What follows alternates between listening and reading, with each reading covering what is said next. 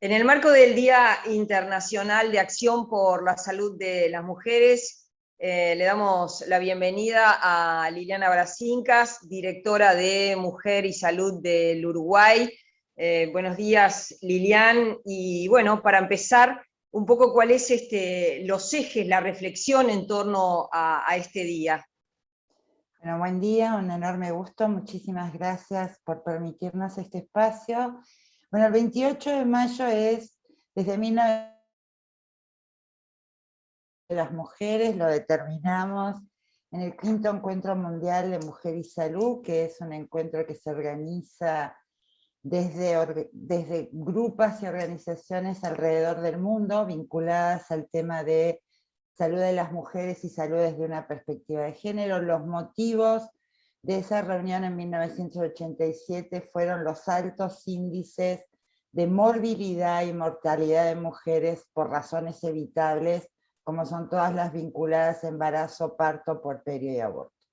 La denuncia era que las cifras de mortalidad materna eran un indicador no solo de salud, sino también de desarrollo, ¿no? Cuando vos en un país no podés evitar aquellas causas que innecesariamente o evitablemente podrían haberse prevenido, en realidad estás hablando más que de un indicador de salud, estás hablando de cuál es la situación de las mujeres en esa sociedad, ¿no? Hasta dónde tienen derechos, hasta dónde son priorizadas y hasta dónde los estados asumen los compromisos de garantizar las condiciones.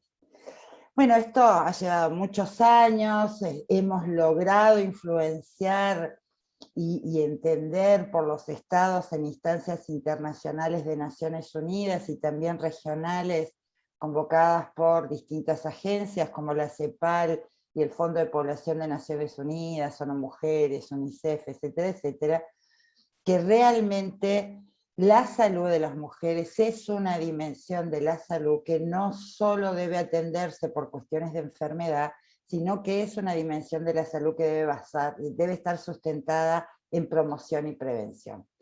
Como MISU, nosotros tenemos un observatorio montado desde el 2007, donde realmente vamos llevando adelante un control sobre qué es lo que el Estado firma, acuerda a nivel internacional y regional en términos de compromisos, tanto políticos como jurídicos, y cómo esto lo traduce a política pública. Desde el 2010, además, particularmente en el proceso de reforma de salud, la salud sexual y reproductiva ha sido una de las medidas prestacionales obligatorias, tanto para lo público como lo privado. Con dificultades se han ido instalando, pero se instalaron los equipos de salud sexual y reproductiva que deben atender no solo control de embarazo, parto, puerperio, sino también acceso a la anticoncepción, prevención y atención de VIH y otras infecciones de transmisión sexual, atención de adolescentes, tanto varones como mujeres y disidencias, así como todo lo que tiene que ver con la atención de la violencia sexual y doméstica y ahora la violencia integral de género. Esto se ha ido instalando, ha habido cierta voluntad para que esto suceda, pero si no presionamos, esta dimensión de la salud vuelve a debilitarse muy rápidamente. El año pasado, en cambio de administración de gobierno y además con la perplejidad que todos estábamos con la llegada de una pandemia que hasta ahora como humanidad no logramos controlar sus efectos adversos, lo que hicimos fue reflotar el 28 de mayo como un día en Uruguay que se había debilitado. Y lo hicimos a través de una movilización que llamara la atención en ese ruido, como fue la movilización de las criadas, ¿no? Reproduciendo el libro de Margaret Atwood, que también es una serial, sobre justamente lo que sucede cuando en los sistemas democráticos se debilitan las garantías de derechos humanos, cuando realmente asumen el poder supremacías masculinas con un concepto muy patriarcal de la sociedad, y donde rápidamente en esas distopías una de las primeras sectores de la población que pierden rápidamente sus derechos son las mujeres. ¿Por qué elegimos esa performance? Bueno, porque justamente lo que necesitábamos en ese momento, donde además, bueno, todos estábamos con miedo, con perplejidad, había que hacer cuidados, es que en ese momento además, no solo con el cambio de administración, sino con una nueva composición parlamentaria, se introdujo y se discutió y se aprueba una ley de urgente consideración, donde tiene una serie de modificaciones estructurales que impactan sobre distintas dimensiones de los derechos humanos, ¿no? Como es la libertad de movilización, la educación, todo lo que tiene que ver con acceso a vivienda, todo lo que tiene que ver con seguridad social. Y ahí nosotros llamamos la atención cómo en una ley tan ambiciosa, con tantas dimensiones que el nuevo gobierno consideraba como urgentes, la salud no estaba. O sea, el gran ausente de todo lo que tiene que ver con el debate público que hoy seguimos adelante en la medida de que hay todo un proceso ciudadano de convocar a una juntada de firmas para un proceso derogatorio, la salud no deja de solo ser tratada en campo de COVID, ¿no? O sea, no logramos a 1 año y medio de gobierno que sepamos cuál van a ser las prioridades, metas asistenciales, obligaciones en el campo de la salud que van a tener las instituciones que proveen servicios dentro del Sistema Nacional Integrado, sino que no sabemos mucho de qué va a suceder con este campo novedoso de la salud, que no tiene más de 10 años en el país, que es la salud sexual y la salud reproductiva. En esa movilización fuimos, y desde hace 1 año que estamos advirtiendo, alertando, tanto al Poder Legislativo como al Poder Ejecutivo, sobre las consecuencias negativas que tiene desatender estas dimensiones de la salud. Lamentablemente tenemos costos que, como siempre dijimos, se pagan y lo pagan las mujeres viviendo en situaciones de mayor vulnerabilidad. Sí, perdón. Y para este año 2021, ¿cuál va a ser específicamente el acento que se va a poner? Bueno, lamentablemente el acento es sobre consecuencias negativas, ¿no? No haber insistido, no haber tenido claro que estas dimensiones no atendidas tienen consecuencias graves, ya lo sabemos con el fallecimiento de un adolescente de 14 años en el interior del país, que asistió a los servicios, cumplió con todas las exigencias que tienen que ver para interrumpir un embarazo no deseado, falleció, de manera que todavía no tenemos claro, no hay resultados de las investigaciones, más allá de que logramos juntarnos y reunirnos con el directorio de ACE, donde fue el prestador donde sucede este problema, pero no hemos tenido posibilidades algunas de conocer desde el Ministerio de Salud Pública cuál fue la problemática que estuvo en torno de que el sistema no respondiera en algo que está muy reglamentado y muy condicionado para que el aborto sea legal y seguro, qué fue lo que falló, y qué fue lo que falló particularmente en un adolescente de 14 años. Esto realmente hasta ahora no tiene respuesta. Y por otro lado, más allá que alertamos, hicimos recordatorios a distintas instancias sobre los compromisos que Uruguay ha firmado, y recientemente incluso esta administración de gobierno, de que los derechos sexuales y los derechos reproductivos son dimensiones de los derechos humanos que no pueden ser desatendidas en pandemia. Sin embargo, seguimos sin tener respuesta, y hoy también lamentamos el fallecimiento de 2 mujeres embarazadas por COVID, ¿no? O sea, esto que alertamos el año pasado, 1 año después, lo que tenemos que hacer es denunciar la situación, porque como ya está demostrado desde hace muchísimo tiempo, es que desatender u omitir acciones en este campo tiene consecuencias, y las consecuencias son tan graves como evitables. Entonces, lo que estamos reclamando es esto, ¿no? Lilian, y en este marco de la ley de salud sexual y reproductiva, ¿Qué información han podido recabar ustedes con las mujeres en cuanto a cuáles son las mayores dificultades? ¿Demoras en la atención? ¿Demoras en llegar a la información?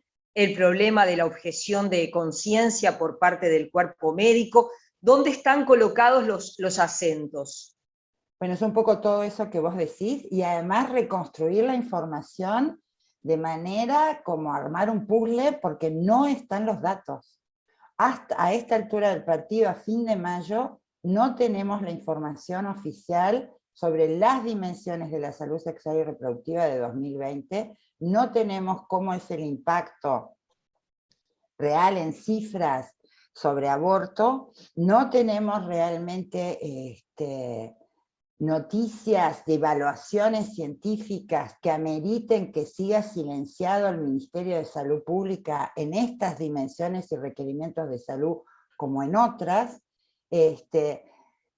La salud sexual y reproductiva se debilitó porque nosotros relevamos como una buena noticia que el Ministerio de Salud Pública al mes de la pandemia emitiera un comunicado a las instituciones que la salud sexual y reproductiva debía ser atendida en emergencia. Pero a continuación, todo el mensaje fue control el embarazo y parto. No hubo ninguna énfasis en lo que tiene que ver el control de aborto. O sea, ya hay un sesgo en atender las dimensiones. Pero a su vez, mujeres en embarazo y parto, lo que han denunciado es la discrecionalidad de la atención en función del prestador, las demoras en los estudios, el no poder estar acompañadas cuando la ley lo habilita, el no tener clara información sobre cómo acceder a la anticoncepción. Y en tema de aborto lo que hemos notado es como una suerte de clima de sanción, ¿no? Un clima de sanción en los servicios, de demoras, de querer incidir en el proceso de decisión y en algunos casos de omitir y no cumplir con el protocolo que corresponde. ¿Qué es lo que está asociado con esto? Primero, una falta de información. La gente no sabe cómo están funcionando estos servicios porque ni desde las autoridades ni desde los prestadores se ha hecho la difusión. Pero además tampoco funcionan los sistemas de denuncia, Ana María. Hemos hecho todo un trabajo desde las organizaciones, particularmente desde MISO y desde la red de acompañamiento feminista en aborto que se constituyó el año pasado en 10 departamentos del país, que se llama Las Lilas, que somos grupos y organizaciones preocupadas por la situación, es que realmente hay como una suerte de esto está mal, ¿no? O sea, hay una suerte de incidir agudizando el estigma en relación a las decisiones reproductivas, y hay una total falta de fiscalización desde el Ministerio de Salud Pública.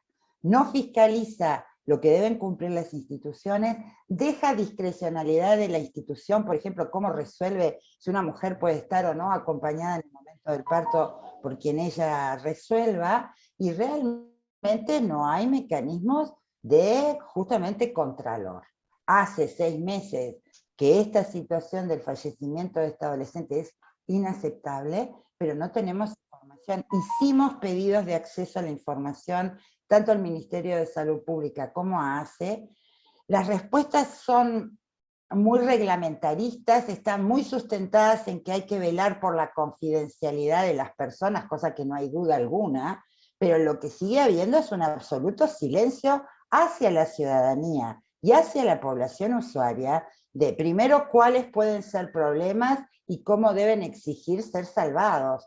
No nos olvidemos que en cualquiera de estas dimensiones las consecuencias de una decisión no respetada son particularmente complicadas. Embarazos forzados, maternidades impuestas, situaciones inseguras, no atención adecuada, genera problemas que por definición deberían ser evitables, y seguimos sin tener ningún tipo de respuesta desde las autoridades. Simple y llanamente el Ministerio de Salud Pública no responde. Hemos pedido durante todo este año con múltiples organizaciones que se reinstalen los mecanismos de diálogo que siempre tuvimos, como la Comisión Asesora en Salud Reproductiva del Ministerio de Salud Pública, que nunca se volvió a convocar, o como la Comisión Nacional de Población y Desarrollo, que funcionó hasta 2019 en la órbita de la Oficina de Planeamiento y Presupuesto, y en esta tampoco ha sido convocada. O sea,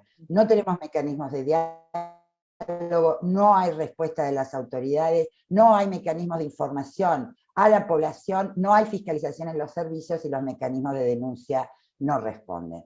Lo concreto es, MISU no es una organización que da servicios. El año pasado tuvimos que realmente encontrar la forma de acompañar a más de 150 mujeres, muchas de ellas migrantes que en situación de pandemia quedaron fuera de la atención de aborto porque la ley no lo permite hasta que no tenés un año de residencia, sin que el sistema realmente se hiciese cargo de lo que significa quedarte en esa situación, además sin ningún tipo de respuesta.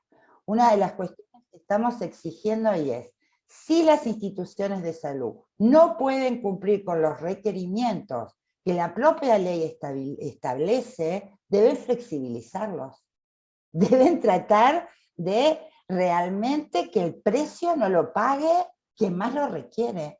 Y es imposible hablar de esto, Ana María. Si logramos esta reunión con ACE permitió que se habilite un curso, y sí hicieron algunas instancias de capacitación de cómo cumplir con protocolos y particularmente cómo atender aborto en adolescentes, pero después de qué sucedió y cuáles fueron las fallas del sistema todavía no tenemos información, y del Ministerio de Salud Pública ninguna. Por eso nos hemos reunido también con la Institucionalidad Nacional de Derechos Humanos, porque realmente Uruguay tiene compromisos asumidos, es uno de los pocos países de la región que reconoce que derechos sexuales y derechos reproductivos son derechos humanos, pero esto no lo ha traducido a claros mensajes a la ciudadanía, claras políticas y servicios, recursos a esta cuestión. No sabemos si hay insumos, no sabemos por cuánto tiempo habrá insumos, porque no responde el ministerio.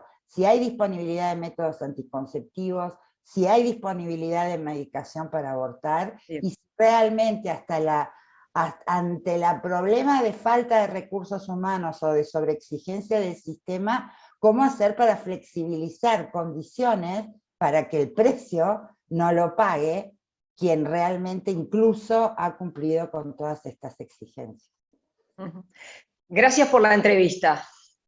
No, gracias a ustedes. Y yo lo que quiero decir es que este 28 también nos vamos a sumar como las criadas a lo que es esta iniciativa ciudadana de recolectar firmas para discutir realmente una ley de urgente consideración que pone en riesgo algunos derechos y que consideramos fundamentalmente que la ciudadanía sabe poco de lo que esta ley contiene y de lo que podrían ser prejuicios a el ejercicio de sus derechos. Por eso también nos estamos sumando junto a otras organizaciones sociales a juntar firmas para la derogación de la ley. Gracias.